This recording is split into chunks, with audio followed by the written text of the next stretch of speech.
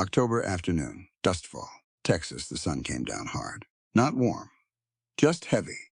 The kind of light that makes the whole street look like it's holding its breath. 3 armed men blocked the entrance to the land records office. The one up front didn't even look the woman in the eye, just said it flat. Get lost. Walk away. Like he was calling the weather. She stopped. Didn't step back. The tension around her jaw said she was scared, but she wasn't asking anybody for a thing. Then a voice cut through from behind her, quiet, level, like a man reading a number off a ledger. This woman has a legal right to walk through that door. The man up front turned, looked the stranger over. 2 seconds. Decided he was nobody. Mind your business. Drifter. The stranger didn't answer right away. He just looked at him 3 seconds, not angry, not threatening. Just reading. His right hand hung loose at his side, nowhere near the Colt on his hip. But the stillness of that hand said something no amount of talk ever could. And all 3 armed men stepped back. Who is this man and what is buried beneath the dust of dustfall? Stay with us. The story starts right now. The sun came down hard on dustfall that October afternoon. Not warm, just heavy. The kind of light that flattens everything it touches and makes the whole street look like it's holding its breath. The stagecoach pulled in at 4 o'clock and stopped in front of the post office. 2 passengers stepped down, the woman first, then the man. The woman wore a dark travel coat and carried a leather satchel over one shoulder and a canvas bag that looked heavy with notebooks. She had the face of someone who had been composing herself for 200 miles. Not nervous, prepared. There's a difference, and she knew it. The man behind her had nothing remarkable about him. Worn jacket, hat pulled low. A Colt on his right hip worn the way other men wear a pocket watch. He stepped off the coach and looked at the ground first, then read the street from the bottom up. Left to right, slow. 3 men stood in front of the town records office across the street. They weren't waiting for the stagecoach. The woman in the dark coat knew that before she reached the sidewalk. The man in the worn jacket knew it before his boot hit the step. The one in front was built like a man who had spent years being paid to be in the way. He stepped into the woman's path and didn't look directly at her when he spoke. Get lost, he said. Walk away. He said it the way you announce weather. No heat in it, no performance. Just a fact he expected her to accept. The woman Grace Merritt was her name, though nobody in Dustfall knew that, yet stopped walking. She didn't step back. She shifted the strap of her satchel on her shoulder. One small adjustment, and looked at the man the way you look at a document that doesn't add up. She was afraid. The tension around her jaw said so. But she wasn't asking anyone for a thing. She stood inside the threat the way you stand inside a burning building when what you came for is still inside. The man from the stagecoach stopped 4 feet behind her. He didn't announce himself, didn't reach for anything. He read the positions 3 men, 2 behind the first, angles, distances, and made a calculation without moving his lips. What stopped him from walking away wasn't the threat. He'd walked past worse. It was her face. Specifically, it was the fact that she wasn't asking anyone for help. He'd seen plenty of people afraid. He'd seen very few people choose to stay afraid rather than flinch. I believe, he said quiet. Flat, like a man reading a number off a ledger, that this woman is trying to enter a public records office. That's a legal right. The man in front turned, looked the stranger over in about 2 seconds, decided he was nobody. Mind your business, drifter. The stranger didn't answer right away. He looked at the man for 3 seconds. Not threatening, not angry, just reading. And somewhere inside those 3 seconds, something animal in the man named Clay Dobbs, something sharpened. Over years of doing hard things to people started knocking quietly at the back of his skull. I don't have a name that matters to you, the stranger said. But if your hand doesn't come off her arm in the next 3 seconds, your name is going to matter a lot less to everyone here very quickly. Nobody moved. Nobody fired.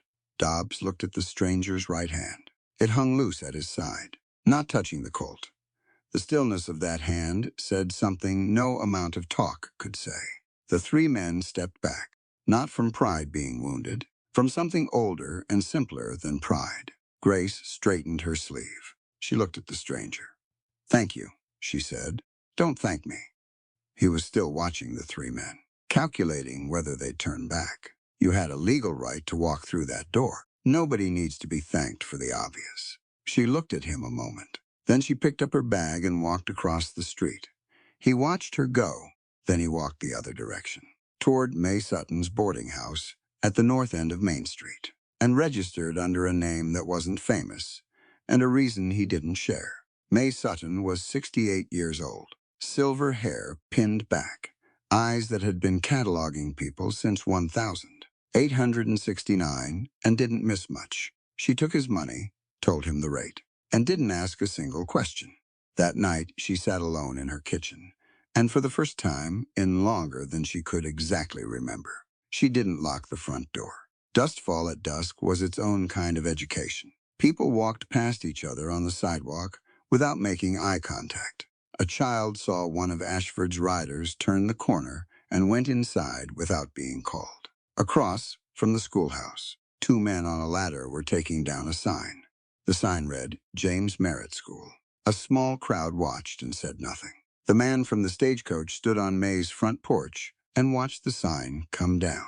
Something moved through his face that wasn't quite emotion, more like recognition. He went inside, sat on the edge of the bed, reached into his bag and took out something small, a brass compass. The pivot pin had rusted slightly. The needle stuck before settling, pointing north. He didn't look at it the way you look at something you're keeping. He looked at it the way you look at a reason. From somewhere northwest, a train whistle sounded, far off, faint. He turned his head toward it and listened. He hadn't come to Dustfall to save anyone. He'd come to find his brother. But sometimes the road to the person you're looking for runs through the people who need to be seen first. The compass needle settled. North outside, the last of the daylight left the street, and Dustfall went quiet in the way it had learned to go quiet, not from peace, but from practice. May Sutton knocked on Grace's door at 6 in the morning, with coffee she hadn't been asked to make and information she'd decided to give. She set the cup on the small table by the window and sat down across from Grace without being invited. Grace was already dressed, already had a notebook open. May looked at that and nodded once, like something she suspected had just been confirmed. "Your father taught school here for 8 years. May said knew every family in a 30-mile radius, knew every parcel of land by name and by deed number. She folded her hands in her lap.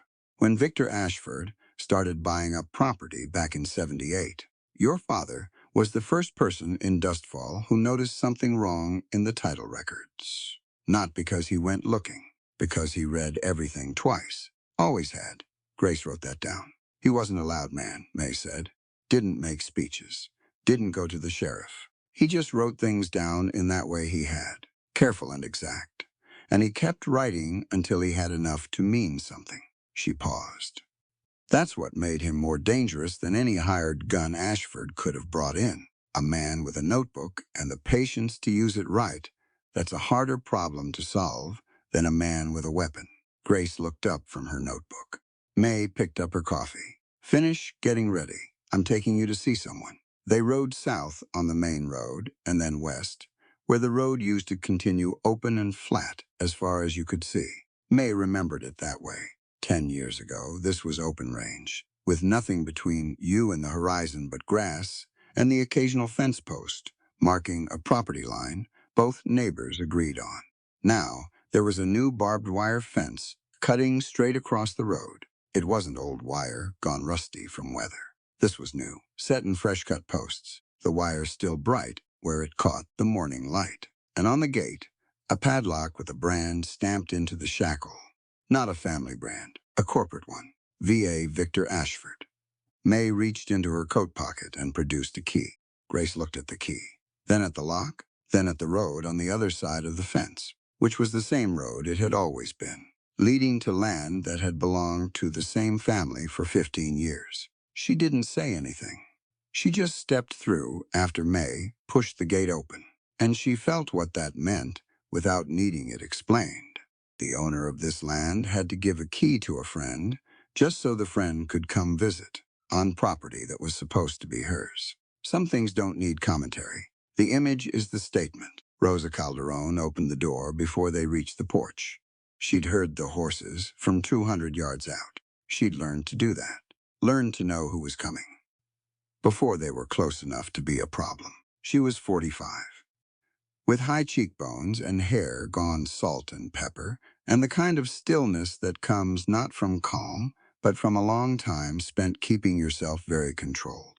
Her eyes took in Grace, with the careful measurement of someone who had trusted the wrong people before and made sure to check now. "Ruth," she said to May then. "That's not Ruth. This is Grace Merritt." May said James's daughter. Rosa was quiet for a moment. Then she stepped back from the door. The sitting room was spare and ordered. A shelf made from a board and 2 bricks held record books organized by date. A portrait of a man with a full mustache hung on the wall. On the table near the window, a pair of work gloves with the fingertips worn through, set out like they were about to be picked up and used. Rosa sat across from Grace and told her the short version. Her husband Eduardo had built 300 acres from nothing over 15 years. He died of fever in the spring of 1881, 3 months after the funeral. Men from Ashford's office came to the door with paperwork. A routine correction, they said. A minor error in the original filing. Standard procedure. Nothing to worry about. Rosa signed the form. "They knew I couldn't read legal English," she said. Her voice was flat, not angry anymore. The anger had burned off a long time ago and left something heavier behind. "They came to me first. Not to Harmon, he was targeted too. But they came to me before him, because I was a woman, because I was Mexican, because I was 3 months into mourning and my hands weren't steady." She looked at Grace directly. "They picked me because they calculated I was the least likely to fight back." Grace set down her pen. "Mrs. Calderon," she said, "what they did to you wasn't just a land transaction. They chose you deliberately. They used your grief and your gender and your background as tools. There's a word for that, and it isn't business." She paused. "What would you call it? When someone takes what belongs to you by targeting the hardest moment of your life." Rosa looked at her for a long moment. "People call it normal," she said. "Yes," Grace said, "they do. That doesn't make it right." Rosa picked up her coffee cup. She didn't drink from it. She just held it. "How many women like me have ever heard someone say that to them out loud?" she asked. Grace looked at her. "Not enough," she said. "That's why I'm here to write it down." On the other side of town, the man from the stagecoach was doing what he did in new places. He bought things he didn't need at the general store. He nursed a drink at the saloon without finishing it. He kept his ears open and his expression unreadable and let people talk around him the way people always talk, when they think nobody important is listening. He filed things away as he went. First, every merchant on Main Street owed money to Ashford's bank, the feed store, the hardware store, the woman who sold dry goods out of the corner building, all of them. This wasn't coincidence. When one man owns the bank in a small town, debt becomes architecture. It shapes everything built on top of it. Second, the deputy sheriff was a young man named Wren, maybe 26. He moved through Dustfall with his eyes open and his hands at his sides, and he saw everything and did nothing. But the way he did nothing was different from the way a corrupt man does nothing. There was no ease in it. He looked like a man holding his breath for a very long time and not being sure he could keep holding it. Third, nobody mentioned Thomas Tanner. When the man asked the fellow at the feed store about the school teacher before the current one, the man looked down at the counter and said, he moved on in the voice of someone who had told himself not to ask more questions about it. That was enough. He was walking back to May's at dusk when the woman in the dark coat came up the front steps from the other direction.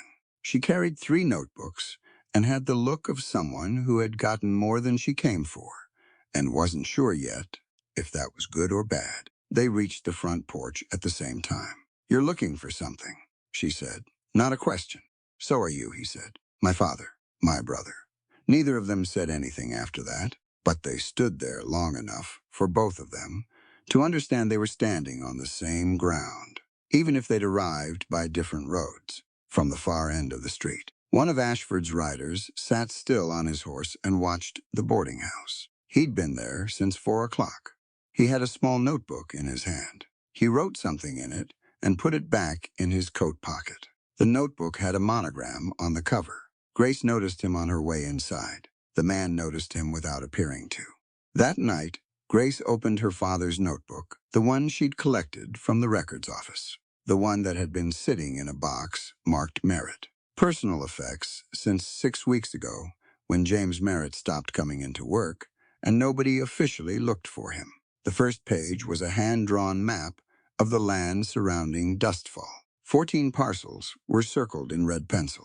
Each circle had a family name written beside it in her father's careful hand, below the map in the same hand. They didn't take the land. They took the future. Grace read it twice. Then she closed the notebook and sat in the dark for a while, listening to the wind come through the gap under the window, and thought about what her father meant when he put those two sentences next to each other. She thought she was beginning to understand. He woke before dawn and lay still in the dark for a few minutes before getting up. This was habit, not insomnia. In certain kinds of work, you learn to use the early hours before the town starts moving, when you can think without the day pushing against you. He sat at the small table by the window and looked at his right hand in the gray light. The burn scar ran from the base of his index finger to his wrist. The skin there was smooth and tight in a way that had nothing to do with the skin on the rest of his hand. 5 years had softened the color of it, but not the texture. He remembered the night he got it, the way you remember something your body holds on to, even after your mind has filed it away. Arizona Territory, 1,878. He'd been a U.S. Marshal then, working out of the Southwest Division, and he'd spent 14 months building a case against a land cartel that operated in 3 territories by the same method: forged correction forms, falsified transfers, the kind of paperwork fraud that's invisible unless you know exactly what you're looking at. He knew what he was looking at. He'd had 14 months of practice. He delivered the evidence to his superior, a man named Thomas Fuller, who ran the Southwest Regional Office and had the handshake of a man who wanted you to trust him. 3 days later, the evidence warehouse burned. Eli was inside when it went up. He'd gone back that night because something felt wrong, and he trusted that feeling the way he trusted his own heartbeat. He got out through a gap in the north wall that the fire hadn't reached yet. His hand didn't make it through clean. Fuller never sent anyone to look for him. Fuller went to the United States Senate 2 years after that on the strength of a reputation that included, among other accomplishments, the dismantling of a major land fraud operation in the Southwest Territories. The man who'd actually dismantled it, or tried to, was dead on paper and living on the road under names that didn't mean anything to anyone. He looked at the scar every morning, not from bitterness, from necessity. It reminded him of something important. A system can betray the people who protect it. That betrayal doesn't make the truth wrong. It just means the truth needs different hands to carry it. He put on his jacket and went out. His brother Thomas was 8 years younger and had never once in his life carried a weapon of any kind. What Thomas carried was a notebook and the kind of attention that made students feel like the thing they were learning mattered. After Eli disappeared from the federal record, Thomas went looking for him, spent 8 months on that, never found him. But Thomas had Eli's stubbornness without the tactical training to go with it, which meant he'd eventually turned that stubbornness towards something else he could do. He'd come to Dustfall in 1,881 and taken the school teacher's position and started watching the land records the way Eli had taught him to watch for patterns. He'd found the same mechanism Eli found in Arizona. He'd met James Merritt, who had found it too. And for 8 months, they documented everything together. 6 months ago, Thomas stopped being in Dustfall, left town of his own accord. That's what the record said. The letter had come through a man in El Paso who'd been holding mail for Eli for 3 years. It arrived 6 weeks late. Thomas wrote, "If you're reading this without me handing it to you, come to Dustfall. James Merritt has the full picture. We hid what we found somewhere. They won't think to look. James has a daughter. She's a journalist. She'll come when she finds out what happened. Don't let her come alone." Eli thought about that last line as he stood in the alley behind Ashford's hotel at 2 in the morning, with a shielded lamp in his left hand, a ground-floor window, latched but not locked. He lifted it the way he'd lifted windows like it in other towns for other reasons and stepped inside. He didn't take anything, didn't move anything. He moved through Ashford's private office with the lamp low and read the room the way you read a room when you want to understand how a man thinks. The furniture, the organization of papers. What was locked and what wasn't. What was displayed and what was hidden on the desk under a ledger. A handwritten list, 8 names. Next to each one a date and a word. Resolved. Pending. Contained. He read down the list. Thomas Tanner. Contained. James Merritt. Resolved. He stood there in the dark and read the list twice. He didn't need a third pass. He had the kind of memory you develop when information is sometimes all you have, and losing it is the same as losing everything. He put the ledger back exactly as he found it, closed the window, stepped into the alley. He put his back against the brick wall and stood there a minute. Northwest, the railroad survey camp's fires were small orange points in the dark. He could hear voices, faint. Contained meant alive. It meant Thomas was being kept somewhere, used as leverage in case someone came looking, which meant there was still a chance. Resolved meant something else. He went back to May's and waited for morning. She found him at May's kitchen table at 8 o'clock. Before May was up, he had a cup of coffee and a map of the territory, and he was looking at it with the expression of a man who had already made several decisions. She sat across from him. "I think you know more about what's happening here than you've been showing," she said. He didn't answer. "And I think you're looking for family, not for trouble. But the family and the trouble are in the same place. You're perceptive," he said. "I'm trained to notice when someone is pretending not to have answers." She set her notebooks on the table, not asking permission, just setting them there. "I'm not here to ask you to be a hero, and I don't need anyone to rescue me. I need to know if we can work from that position as two people who have a common problem and different pieces of it." He looked at her for a moment. Most people, when they came to him for help, came from below, asking, deferring, adjusting their posture to make themselves seem less threatening or more sympathetic. She hadn't adjusted anything. She'd sat down and told him the terms straight. He hadn't had a conversation like that in a long time. "Thomas Tanner is my brother," he said. "He's alive. He's being held somewhere north of town." She opened her notebook and picked up her pen. That evening, May sat with both of them and described Dustfall the way it had been before Ashford arrived. 3 schoolhouses, a market that ran on alternating Wednesdays, with families from 20 miles out coming in to trade. Fences built on agreements between neighbors, not legal instruments. Mexican families and white families sharing water rights on the Salado tributary without a single lawsuit in 40 years. It wasn't perfect, May said, but it had dignity. People looked at each other when they passed on the street. "What changed?" Grace asked. "He bought the bank first," May said. "Not the land. Not the sheriff's office. The bank." She looked at her coffee cup. "Once you own the bank in a town this size, you own everyone who owes the bank. And out here, everyone owes the bank at some point. A bad season, a sick animal, a roof that gives out in January. You borrow once and you're his. Debt isn't a crime," Grace said. "No," May said. "But when the man who holds your debt also controls your legal record, you start confusing owing him with being guilty of something. You start thinking staying quiet is the same as staying safe." She set down her cup. "People don't lose their freedom all at once. They lose it one small choice at a time. Every time they don't speak up. Every time they say it's not their business. Every time they decide that keeping their head down is the same as being smart. And then one day they look around and they can't remember when they last thought they had the right to speak differently. Nobody said anything for a moment. Outside, the wind moved through the gap under the back door, and the lamp on the table shifted.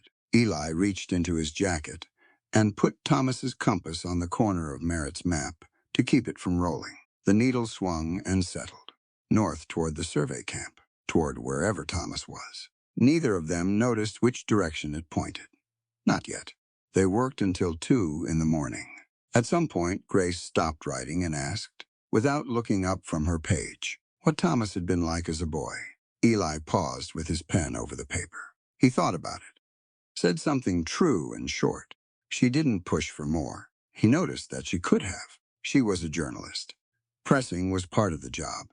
She chose not to, and that choice said more about her judgment than a page of questions would have. He looked back at his notes. The lamp burned low outside. Dustfall was quiet in the way it had learned to be quiet. Grace arrived at the land records office at 8 o'clock with James Merritt's death certificate in her bag and the legal standing of a next of kin requesting access to an estate inventory. She'd rehearsed the phrasing. She didn't need to.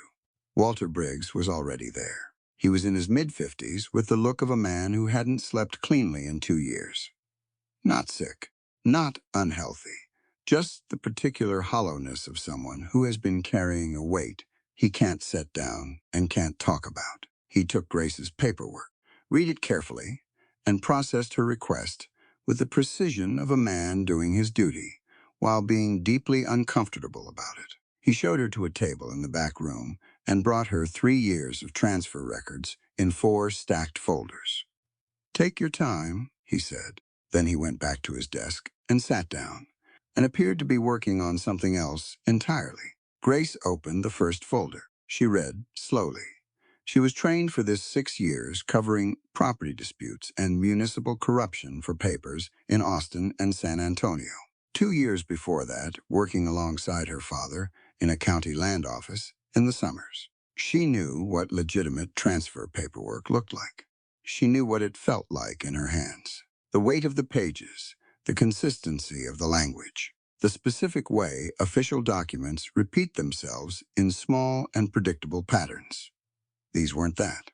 All 14 transfers used the same administrative correction form, the same form, word for word, formatted identically, down to the line spacing. That form appeared nowhere in the records before March of 1879. Before March of 1879. Corrections to title filings used a different instrument entirely. The standard county form that had been in use since 1871. She kept reading. The coordinate formatting.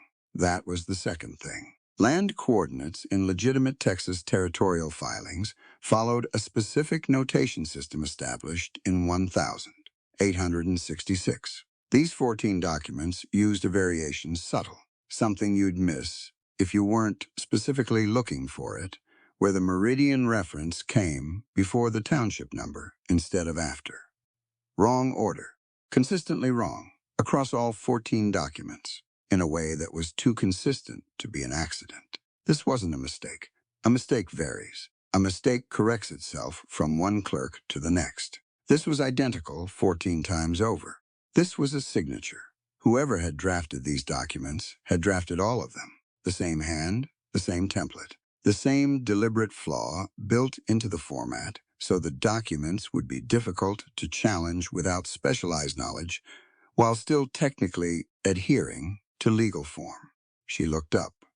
Walter Briggs was watching her from across the room, not threatening. Watching the way a man watches when he's waiting to see if something he's feared for a long time is about to happen, Mr. Briggs, she said quietly. Have you seen this before? He looked around the room, empty except for them. I'm just a clerk, Miss Merritt. I know, but you read these files.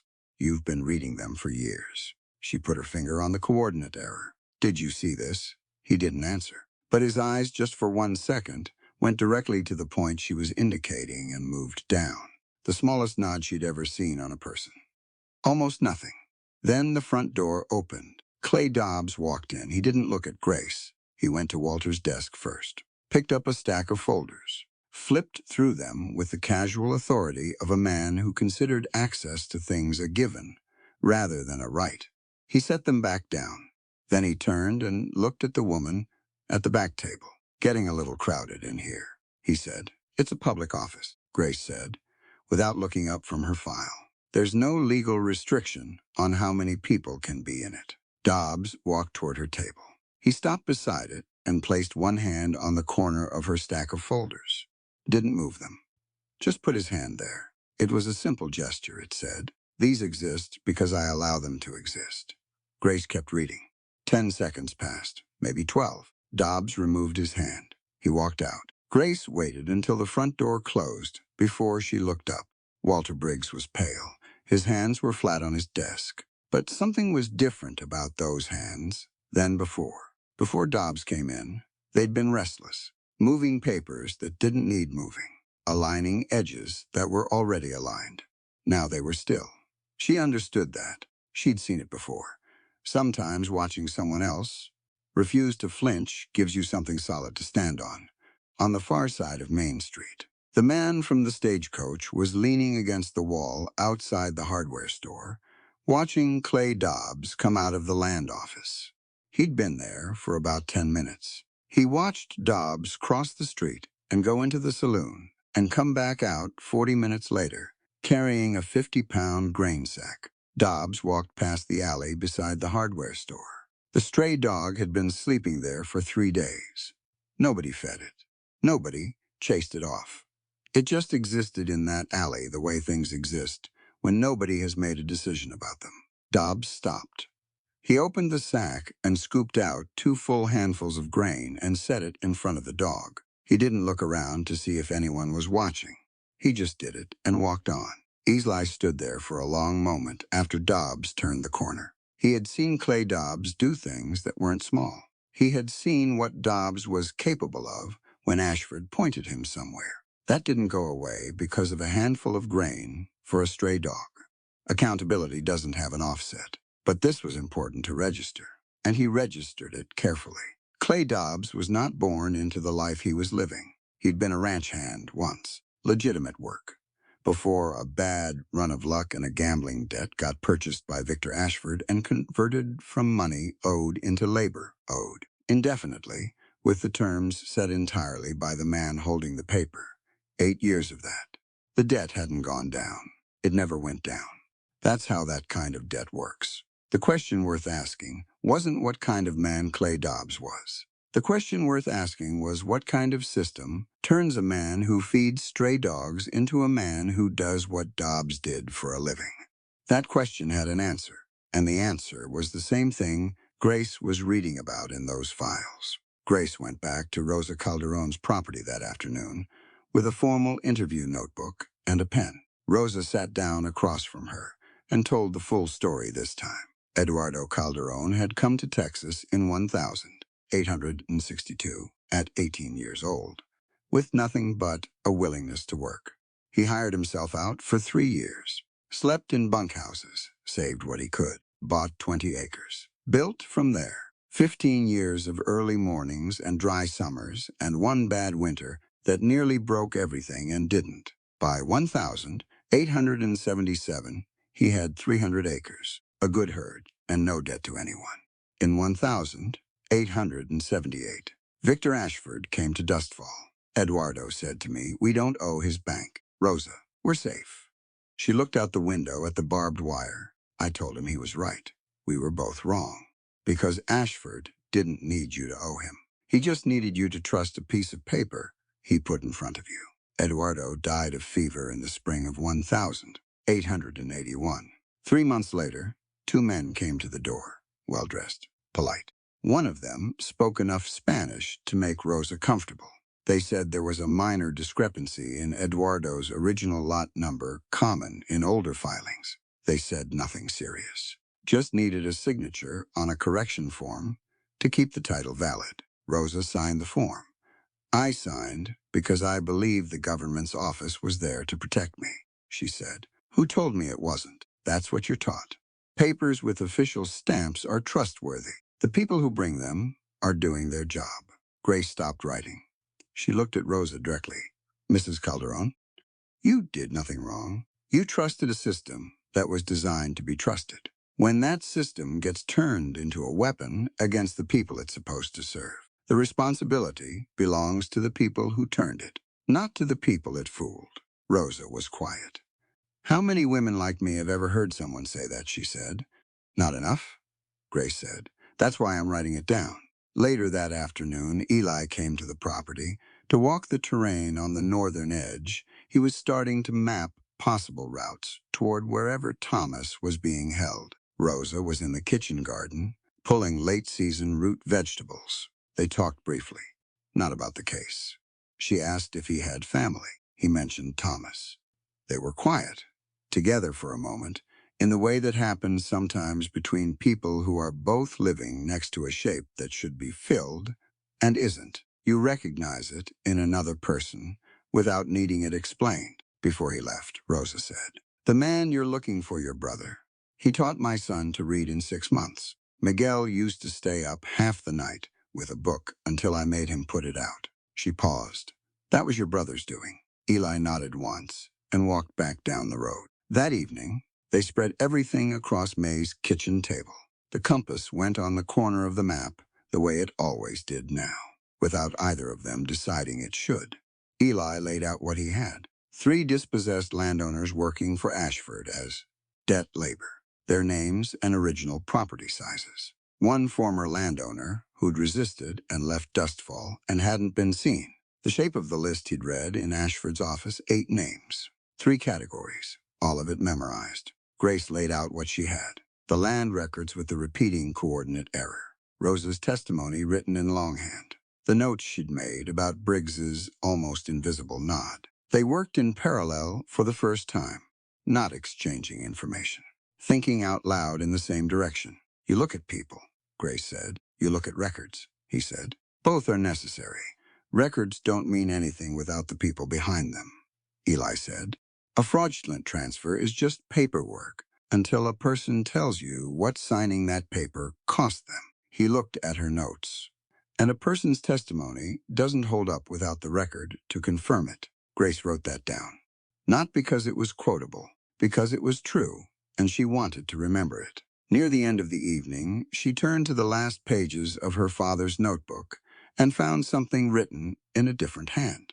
Small letters, cramped, leaning slightly to the left, the way handwriting does when someone is writing quickly or under pressure. Walter B. has a copy. Won't give it up easy, but he won't destroy it either. He's been deciding for 2 years. Help him decide. She read it twice. Looked up. My father trusted him, she said. Was something he couldn't carry alone. Eli said, we need to talk to Walter Briggs tomorrow. Yes, he said. Outside, the wind picked up from the northwest, from somewhere in that direction, faint and regular as a heartbeat. The railroad survey crew's signal whistle sounded. Neither of them mentioned it. But the compass needle, sitting on the corner of the map, pointed straight at the sound. The invitation came on a card, delivered by a boy of about 12 who knocked on May's door and handed it to Grace without saying anything. Victor Ashford requested the pleasure of her company for dinner at 7 o'clock. The private dining room of the Dustfall Hotel. His hotel. Though the card didn't say that. It didn't need to. Grace showed it to Eli. He read it once and handed it back. Go, he said. She went. The dining room was small and well-appointed in the way that things are well-appointed in towns that don't quite have the resources to support them. Good china, a tablecloth that had been pressed recently, a single candle in a brass holder placed in the center of the table. Victor Ashford stood when she entered. He was 54 with silver at his temples, and the grooming of a man who understood that appearance was its own form of argument. He wore a jacket that cost more than most men in Dustfall made in a month. His handshake was warm and brief and communicated nothing except that he'd practiced it. Miss Merritt, he said, thank you for coming. I wanted to express my condolences personally. Your father was a dedicated man. He was, Grace said. She sat down. Ashford sat across from her. He poured water from the pitcher himself, a host gesture unhurried. As he reached across the table, his sleeve passed over the candle flame.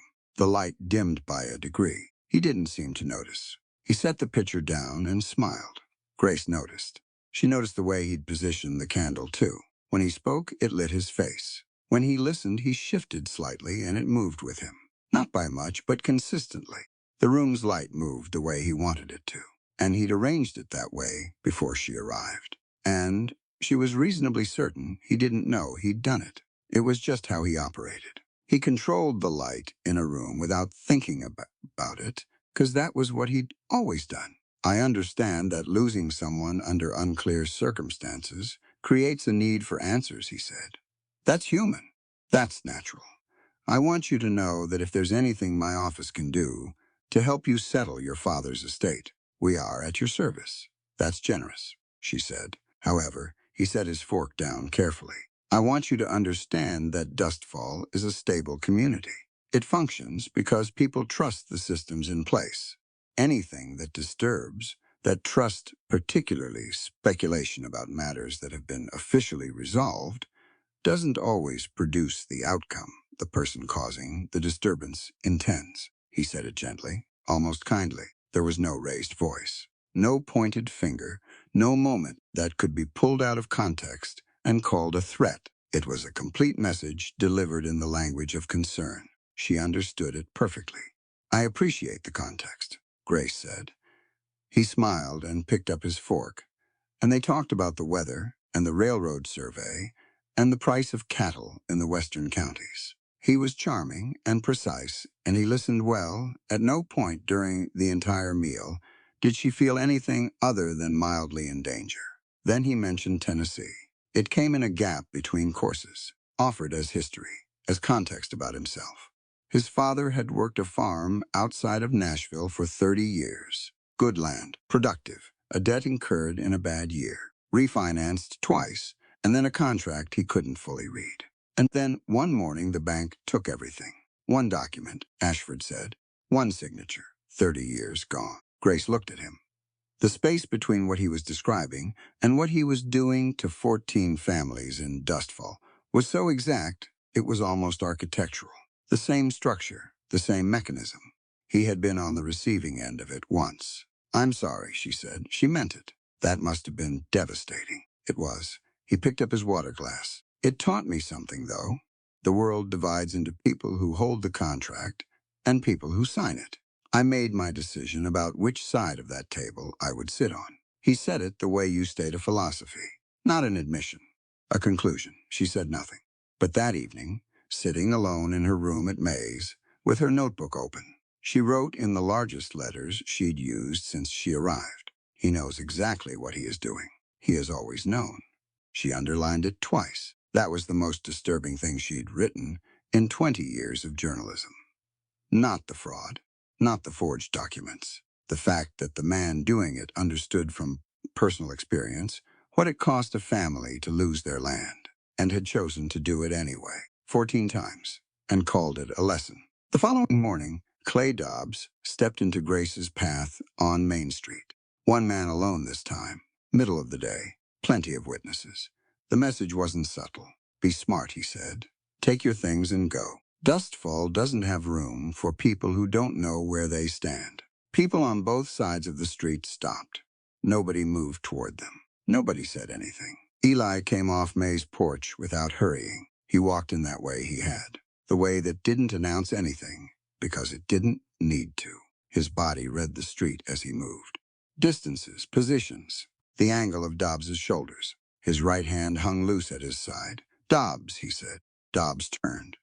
Something crossed his face that wasn't quite fear, but lived in the same neighborhood. He looked at Eli's right hand. The burn scar. He didn't know why it registered, but it did. He took one step back, then another. May Sutton was on her porch. She turned to the woman standing beside her. That's the first time I've seen Clay Dobbs back away in 3 years, May said. The woman was quiet for a moment. I forgot that was something that could happen, she said. That evening, May took them to the back room behind her kitchen. She hadn't shown anyone this room since her husband died in 1875. She got down on one knee with some difficulty and lifted a loose floorboard and pulled out a wooden box wrapped in oilcloth. James gave this to me 4 years ago, she said before him. Thomas Tanner gave it to James. Eli went very still. His right hand closed slowly and then opened. Inside, copied transfer records with handwritten notes in the margins, a witness list, a small blue notebook, Thomas's handwriting. Eli knew it before May finished speaking. Why didn't you give it to someone? Grace asked. May looked at her with the patience of someone who'd answered that question many times inside her own head. Give it to who? She said. The sheriff works for Ashford. The circuit judge is Ashford's political connection from Austin. The bank is Ashford. She paused. I kept it until the right people showed up. Now there are two of them, after May went to bed. Eli and Grace sat at the kitchen table with the blue notebook open between them. Eli poured water from the pitcher, a practical gesture, no ceremony. Grace watched his right hand on the pitcher. The scar was more visible in the lamplight. It changed the texture of the skin across 3 knuckles, smooth and tight in a way that was different from everything around it. She'd been aware of it since the stagecoach. She'd thought about asking since the morning at the barbed wire gate. She didn't ask now, but she looked, and Eli noticed that she'd looked, and noticed that she'd chosen not to ask. He glanced back at his notes. She was already looking at her own page, pen moving. They worked another hour in silence. Then the sound of boots on the boarding house porch, multiple sets, not trying to be quiet. Ashford's men came through the front door and moved through that ground floor, without knocking. Public, deliberate. May stood behind the counter, with her hands folded and her face composed. She'd moved the box 3 hours ago. It was somewhere they wouldn't find it. Eli stood at the top of the stairs and watched them work. He didn't speak, didn't move, just stood there with his arms at his sides, present in a way that made the men check every corner twice and finish faster than they'd planned. When they left, Grace came to stand in the hall. Why didn't you stop them? She said. I did. I stood there. They knew I was counting faces. They knew I'd remember every one of them. That's not action. It's a message. The right message at the right moment is sometimes more important than action. He looked at her. The time for action hasn't come yet. When it does, you'll know. She looked at him for a moment. Then she went back to her room. He stood in the hallway alone and looked at his right hand in the dark. The time was getting close. Miguel Calderon got up every morning at 4 o'clock. He'd been doing it since his father died. Not because anyone made him, because someone had to, and he was the one available. The livestock didn't wait on grief, and neither did the work. He was 15 years old, and he handled it the way 15-year-olds handle things when they have no choice, not gracefully, but completely. He wanted to be a teacher. He kept that to himself mostly. Didn't seem like the right time to talk about future plans when his mother was running a 300-acre property on 2 acres and a key borrowed from her own gate. But he read every night by lamplight until Rosa made him put the book away. James Merritt had taught him to read English. Thomas Tanner had continued after Merritt disappeared. 2 men who'd believed the thing he was interested in was worth their time. Both gone now. He thought about that sometimes on the morning walk from the south field back to the house. In the dark before sunrise, with the ground still cold and the stars beginning to thin out at the edges. He was on that walk, on the road behind the feed store, when 2 of Ashford's men came out of the gap between the fence and the creek bed and stepped into his path. They didn't say anything. They didn't have to. The message wasn't verbal. When they were done, they left him in the road ditch and walked back the way they'd come. The message was for Rosa. It said, "We can reach what you love." It said, this was careful. Next time, the calculation changes. Eli walked the outer edge of town every morning before breakfast. Old habit from years of work in places where knowing the terrain before you needed, it was the difference between options and no options. He came around the bend near the feed store and found Miguel sitting in the ditch, trying to get his feet under him and not managing it. He didn't ask what happened. He could see what happened. He crouched down to the boy's level. "Can you stand?" he said. Miguel shook his head. His jaw was tight, not from pain only, from the indignity of someone seeing him this way. "That's all right," Eli said. I've been in that ditch more times than you'd think. He helped the boy up. Then he turned around and crouched lower. Get on, he said. Miguel looked at his back for a second. I can walk, Miguel said. I know, Eli said.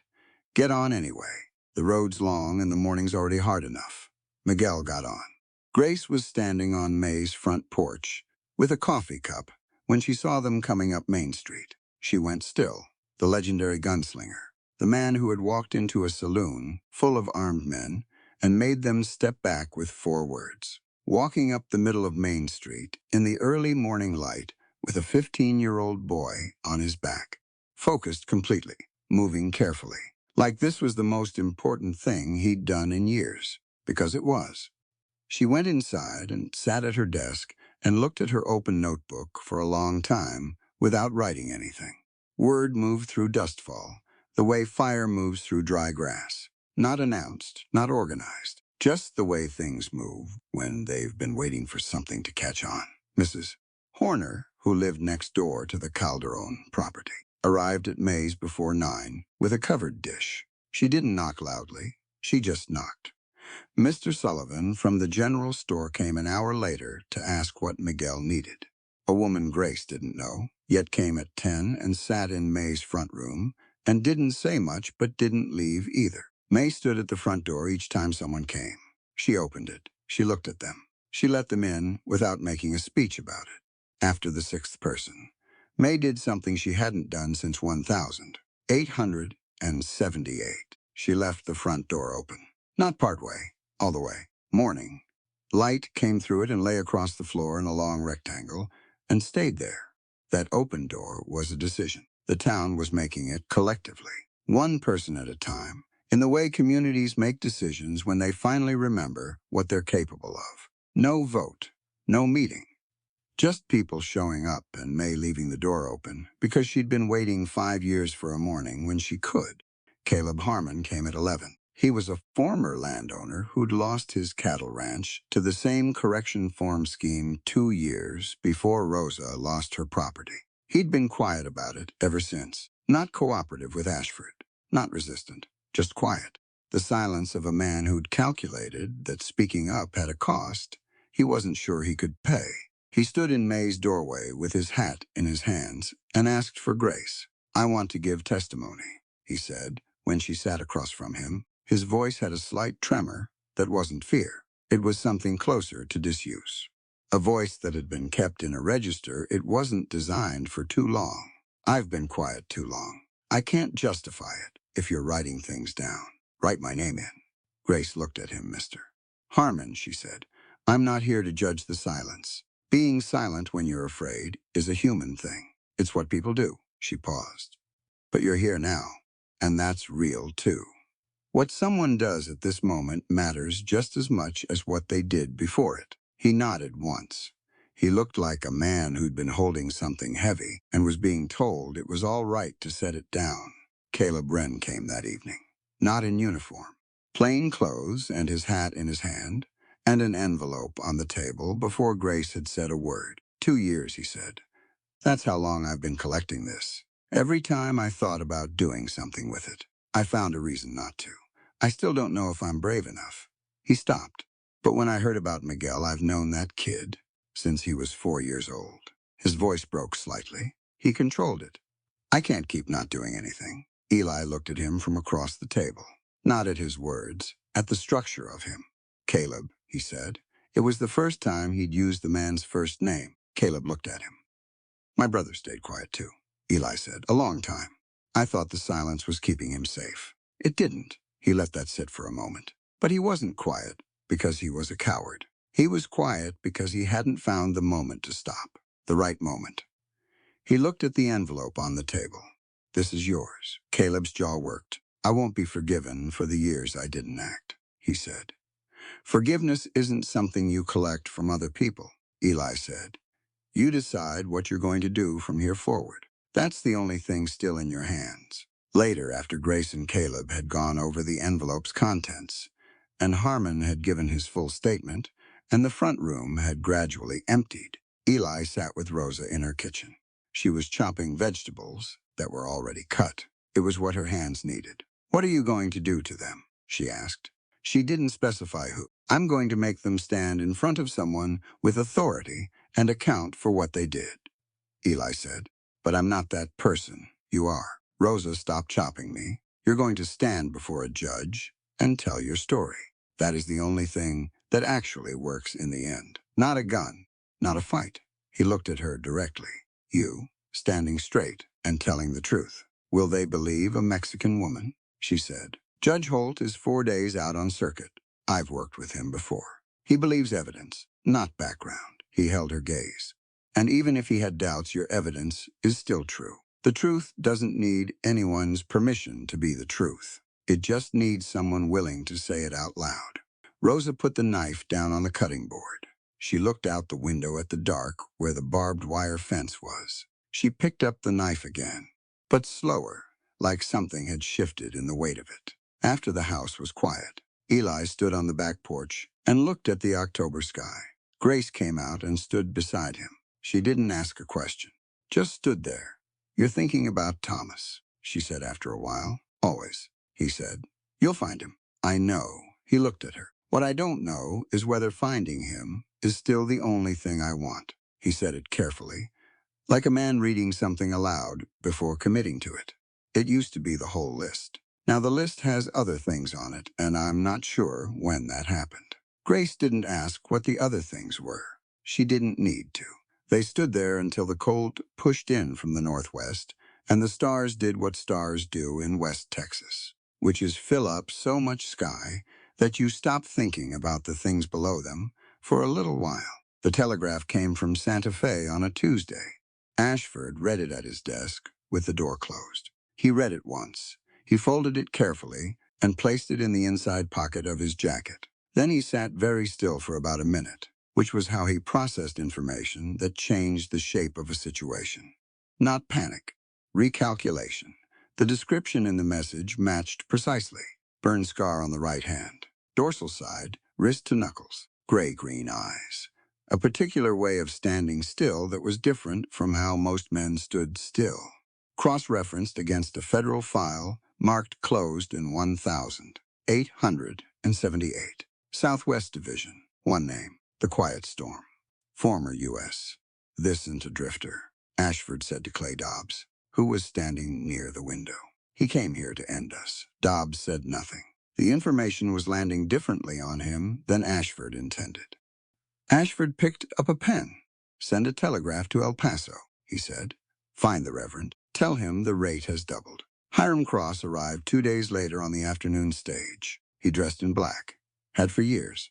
He still carried a leather Bible in his breast pocket, not from belief. He'd left that behind somewhere around 1,871, but because the iconography did something useful. If you look like a minister, you can tell yourself a story about yourself that makes what you do more manageable. It was armor made out of symbols. He knew that. He used it anyway. 2 pistols worn cross-draw. He'd been faster than everyone he'd ever stood across from.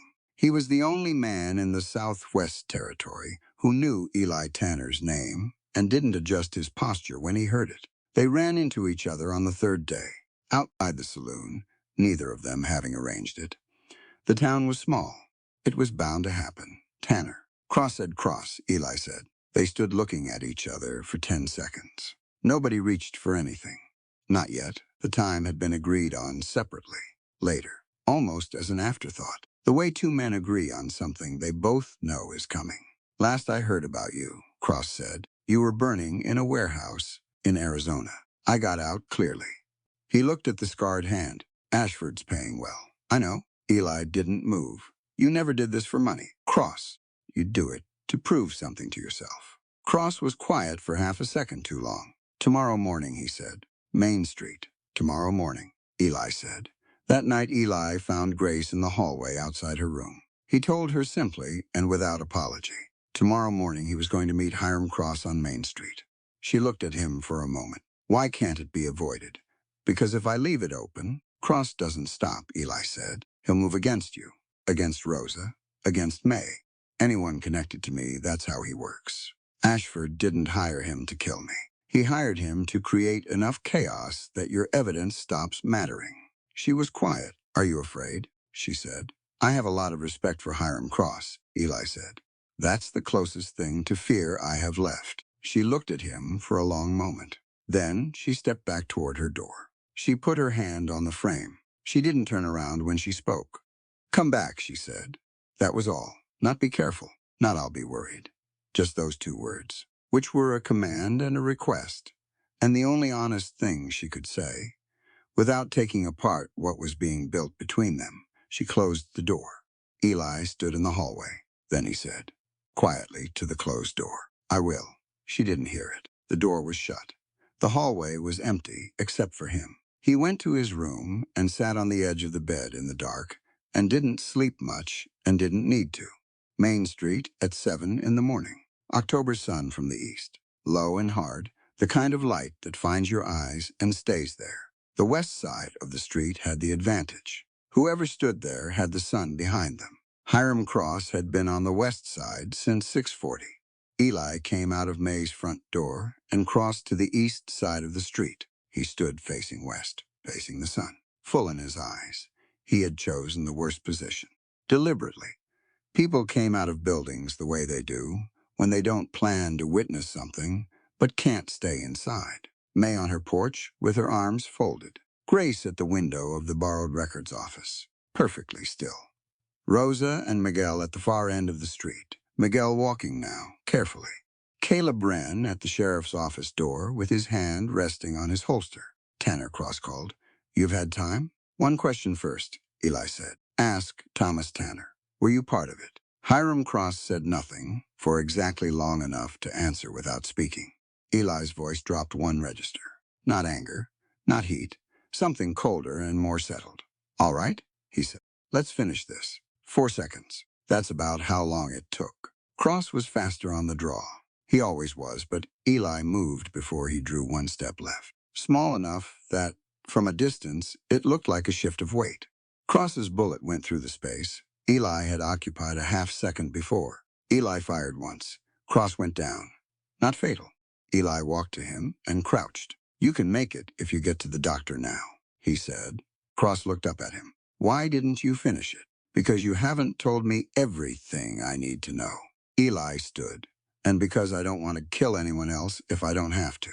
He straightened up and called toward the sidewalk. Need the doctor.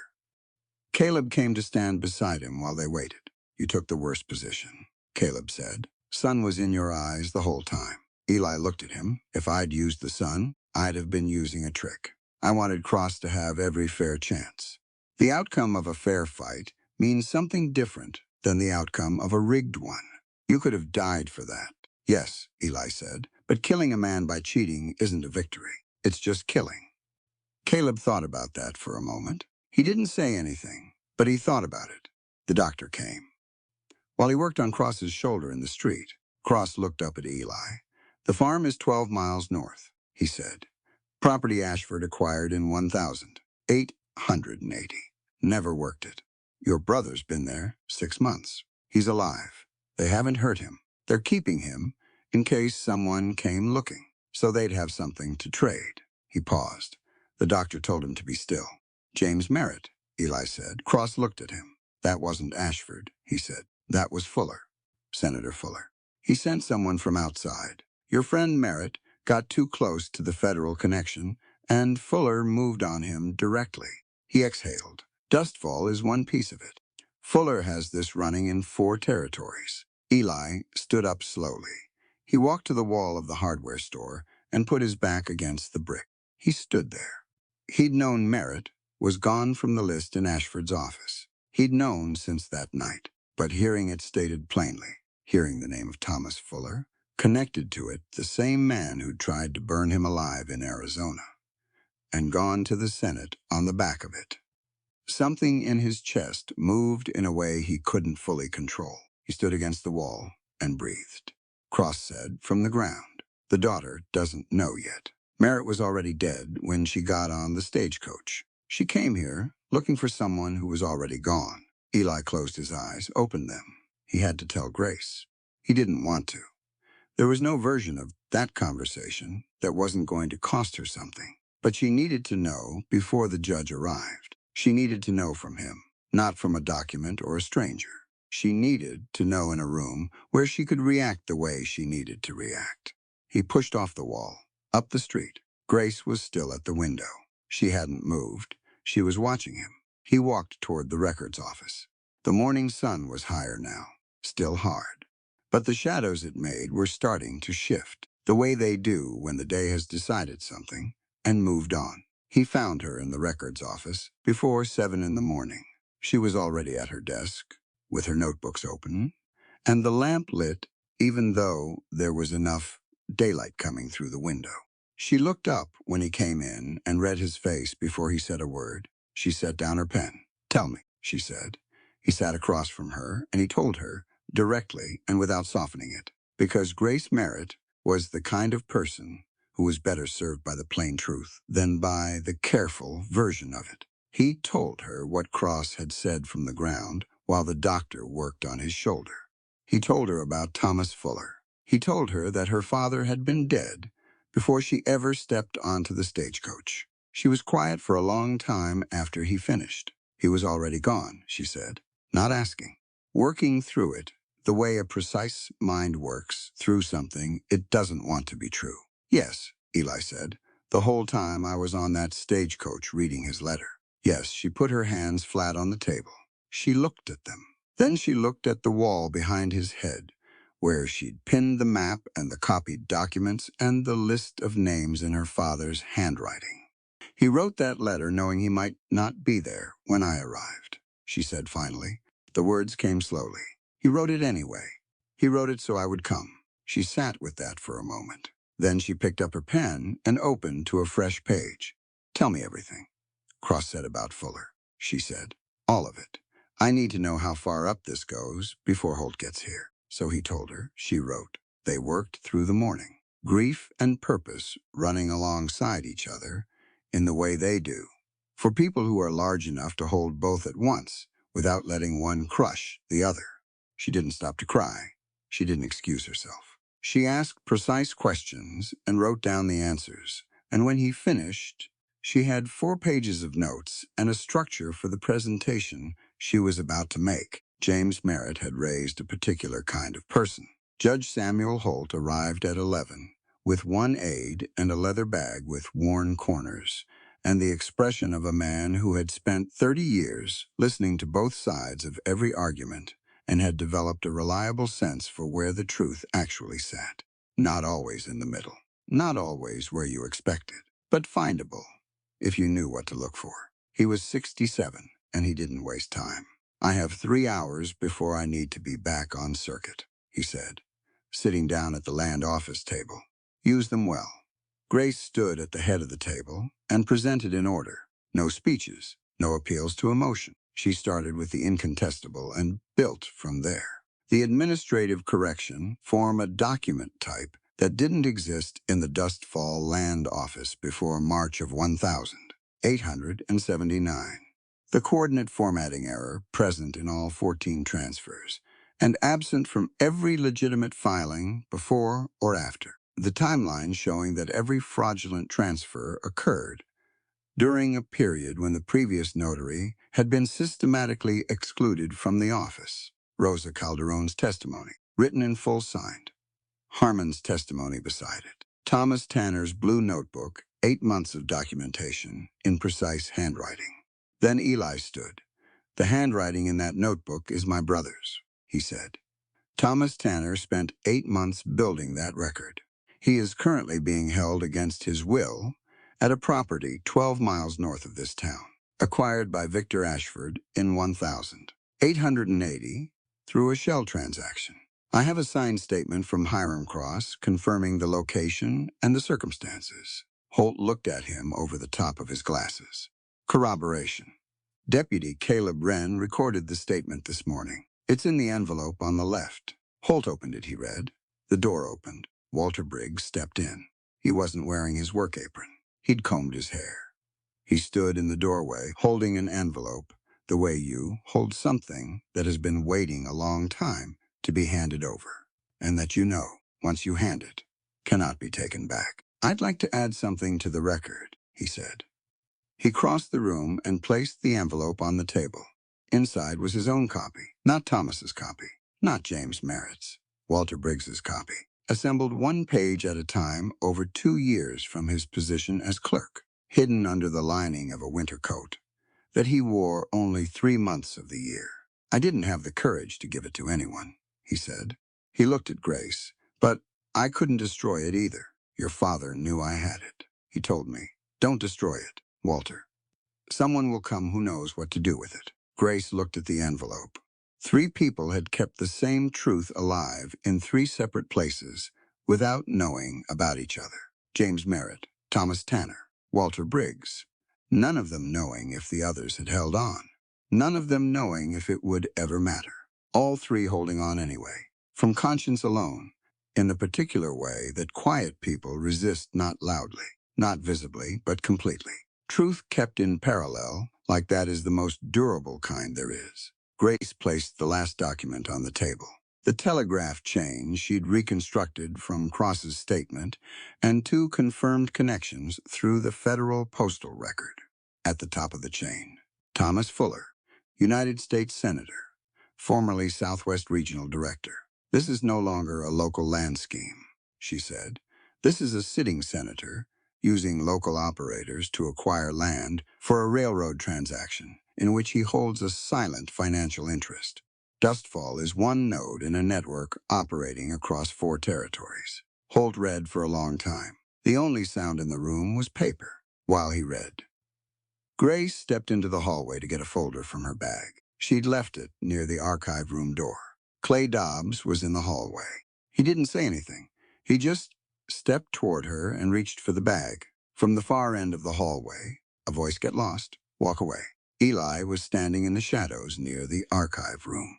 He'd been there since the meeting started, positioned between the hearing room and the exit, because reading the geometry of a situation before it developed was something he did the way other men breathed. The light from the hearing room window cut across the hallway.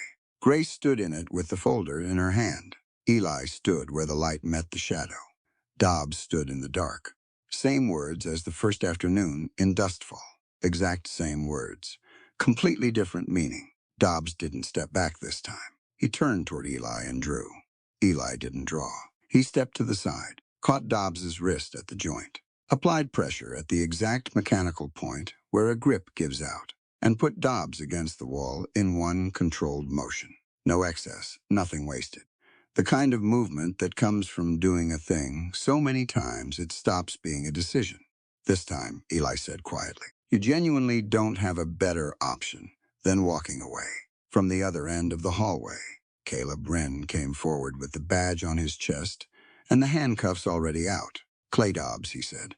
His voice was steady. It was the voice of a man who had rehearsed this sentence in his own head for 2 years and was finally saying it in the real world. You're under arrest. Back in the hearing room, Holt set down the last document. He stood. Victor Ashford had entered without being invited and stood near the door with his lawyer from San Antonio. He'd been standing there for 20 minutes with the posture of a man who still believed there was a version of this that could be managed. Holt looked at him. Victor Ashford. I am ordering your immediate detainment, pending investigation, into 14 fraudulent land transfers under Texas territorial law. Unlawful imprisonment of one Thomas Tanner. Conspiracy in the physical assault of a minor. And connection to a federal corruption inquiry involving the office of Senator Thomas Fuller. Ashford's lawyer began to speak. Holt didn't look at him. You'll have your opportunity, Holt said, before a jury in Austin. Until that time. All assets and transactions of the Ashford Land Trust are frozen by order of this court. Ashford looked around the room. Rosa Calderon, standing straight with her hands at her sides. Grace Merritt, writing. Eli Tanner in the corner, not doing anything in particular, just existing in that way he had that made certain exits feel unavailable. Ashford turned to Grace, low enough that only she could hear. Your father was a fool, he said. She looked at him. My father was the most precise man I ever knew, she said, and he was precise enough to make sure that what he built couldn't be destroyed after he was gone, even by you. She held his gaze. He looked away first. The first time in the whole story that Victor Ashford looked away first. 12 miles north, on a road that got worse the further you followed it, there was a property that hadn't been worked in 3 years. The fences were still standing. The house was still standing. Nothing else about it suggested anyone had been there with any purpose for a long time. Eli rode alone. He tied the horse at the gate and walked the last 200 yards because he wanted to come in quietly, and he wanted to see the building before the building saw him. Old habit. It had kept him alive in other places. The back room had a padlock on the outside of the door. He cut it with the bolt cutters he'd borrowed from Sullivan's hardware store that morning. Thomas Tanner was sitting against the far wall, with his feet flat on the floor and his back straight. He'd developed the habit of sitting ready. 6 months of hearing that lock and not knowing what was coming through the door had made certain preparations automatic. He looked up and saw who was standing in the doorway. "You're late," he said. "I know," Eli said. "You're always late." "I know, Thomas." Thomas tried to stand. His legs had weakened. 6 months of a small room and limited movement had done what 6 months of that does to a person. Eli crossed the room and steadied him without being asked, the way older brothers do things ahead of the request, without discussion. Thomas got his feet under him. "James Merritt," he started. "I know," Eli said. His daughter came. Thomas went quiet. Something moved across his face, not grief exactly, because grief had been on hold for 6 months. And what he was feeling now was more like the release of something that had been compressed. His chin dropped briefly. Then he lifted it. "Grace," he said. "Yes, James always said she'd come. Said if anything happened to him, Grace would find it. Said she was more precise than he was, and she'd learned everything he knew. And then some." Thomas straightened. Was he right? "She's the one who finished it," Eli said. Thomas nodded, a small nod, like something settling into its correct place. "Let's go home," he said. "We don't have a home." "Thomas." Thomas looked at him with the expression of a man who has spent 6 months in a small room thinking about exactly this. "Maybe," he said. "That's something we could fix." They were 3 miles out from Dustfall when Eli smelled the smoke. He looked northwest toward town. The smoke was dark and rising in a column that didn't look like a cook fire or a trash burn. He knew what that shape meant. He'd seen it before.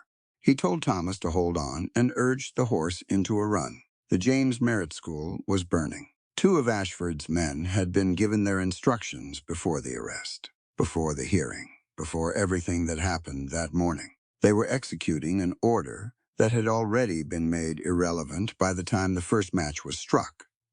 They didn't know that. They were doing what they'd been told to do by a man who was now in custody, 12 miles away.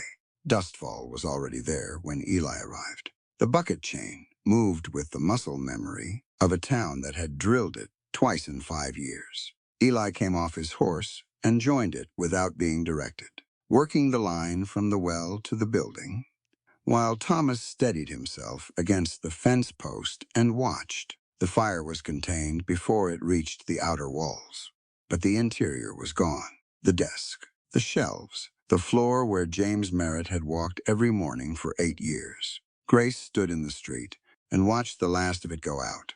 Eli came to stand beside her, Thomas beside him, one hand still on the fence. Nobody spoke for a while. "My father built that," Grace said.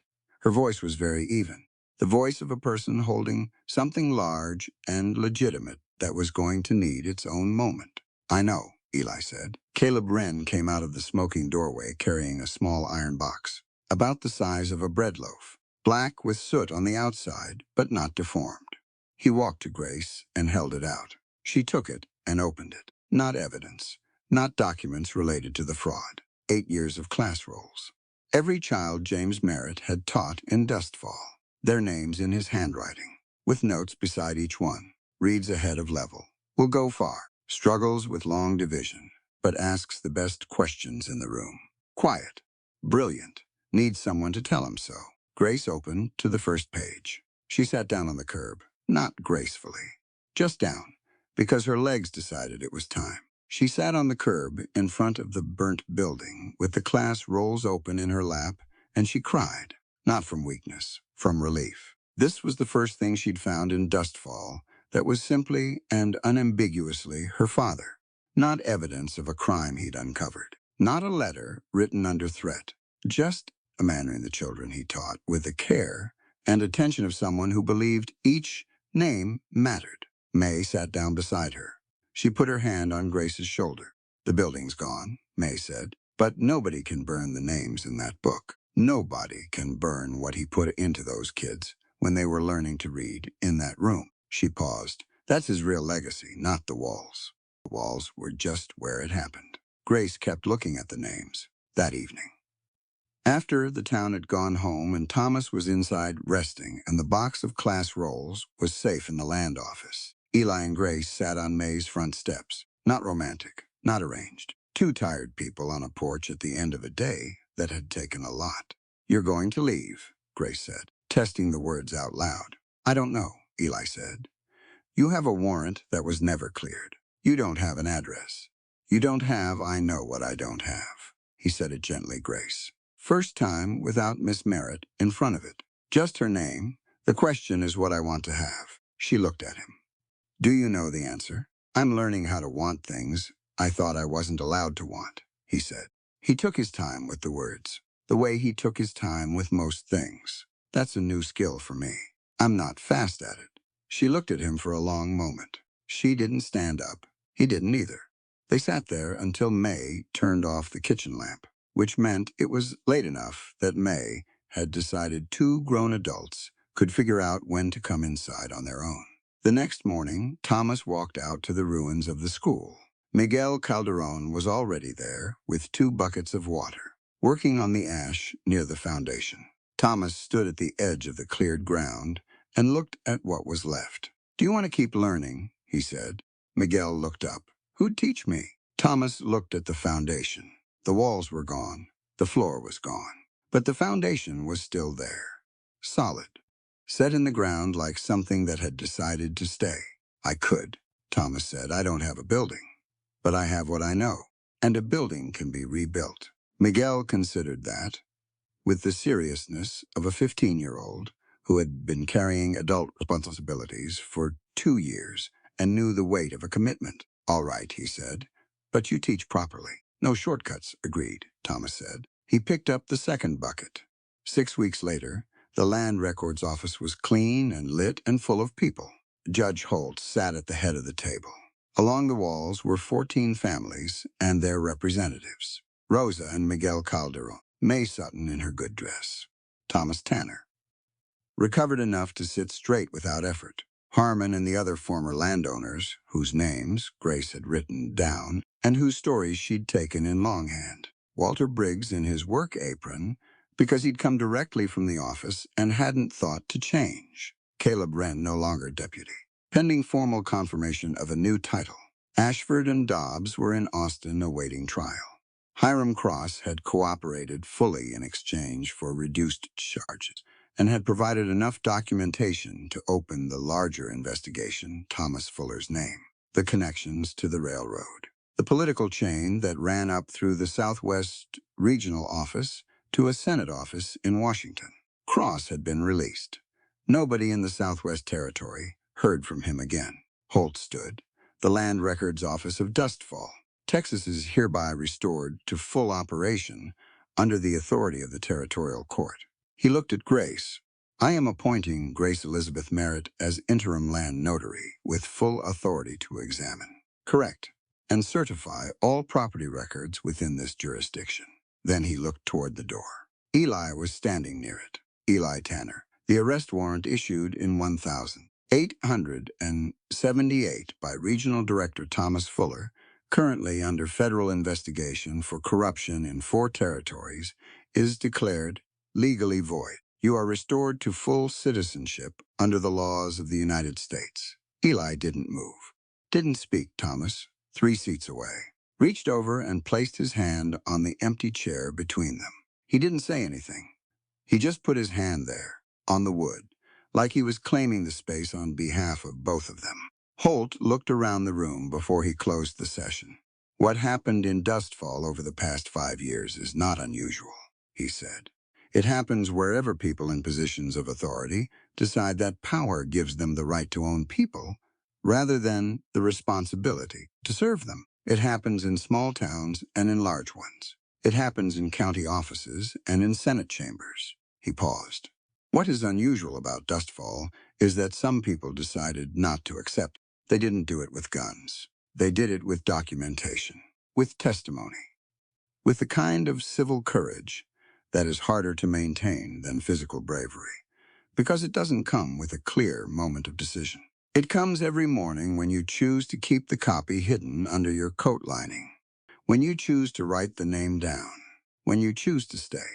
He gestured at the table covered in papers. That is what the law looks like when it actually works, he said that afternoon, in the office with only a few people remaining. Grace placed a document on the table in front of Rosa. The original title to the Calderon property, 300 acres. Rosa's name as lawful heir and current owner. Rosa looked at it. Grace stepped out. She went into the hallway and stood there and gave Rosa the room. That moment didn't belong to her. It belonged to Eduardo Calderon and 15 years of early mornings, and to Rosa, and to the 2 years she'd spent waiting for a system that had taken from her to give something back. Miguel stayed. He sat beside his mother. He put his hand over hers on the document. This is Papa's, he said. It's your father's and mine, Rosa said, and now it's yours too. She didn't say anything else for a while. She just held the document in both hands and felt the weight of it. Land isn't only property. Everyone in that room understood that. For Rosa, for all 14 families. It was the proof that they belonged to this place, and this place belonged to them. When it was taken, it wasn't only acreage that went. It was that proof. The belonging. The memory of Eduardo walking a fence line in the early morning. The future that was supposed to grow from all that work. The system gave it back, later than it should have, at greater cost than it should have. But it gave it back.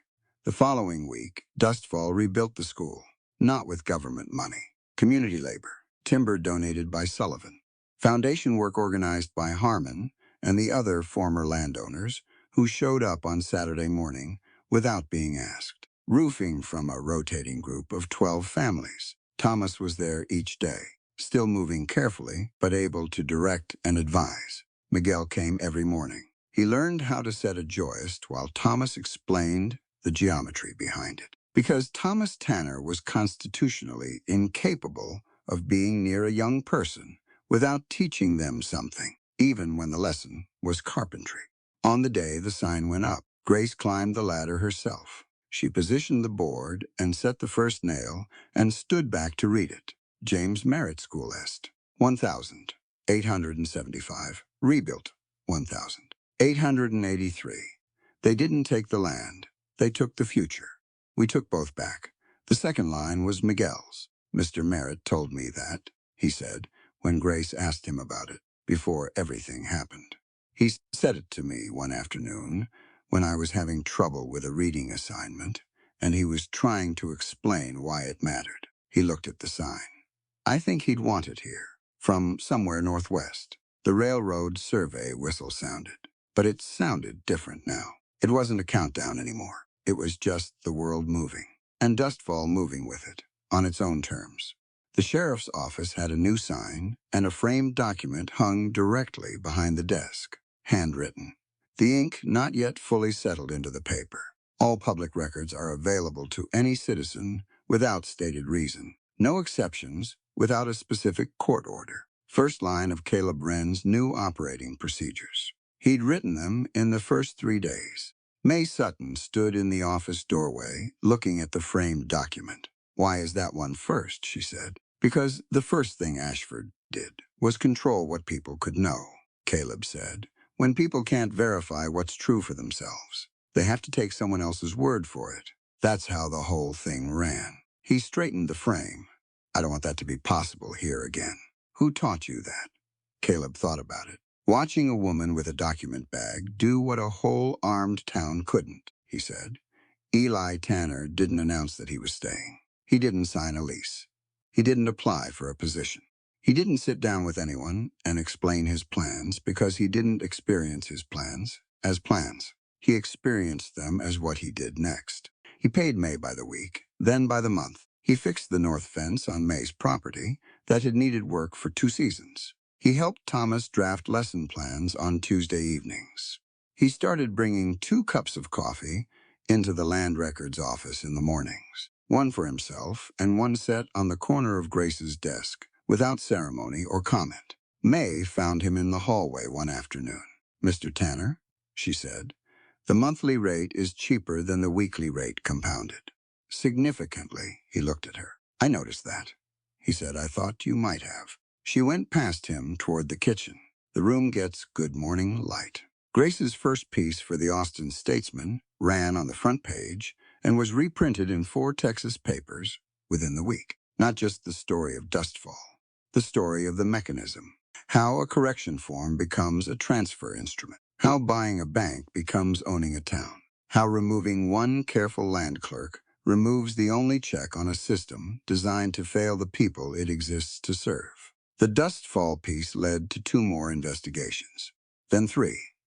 The pattern she documented in those 14 Dustfall files was referenced directly in the Texas Land Reform Act of 1887. Every family that kept their land because of that legislation was standing, in some traceable way, on something James Merritt had started in the margin notes of documents he wasn't supposed to be reading. He never saw it finished.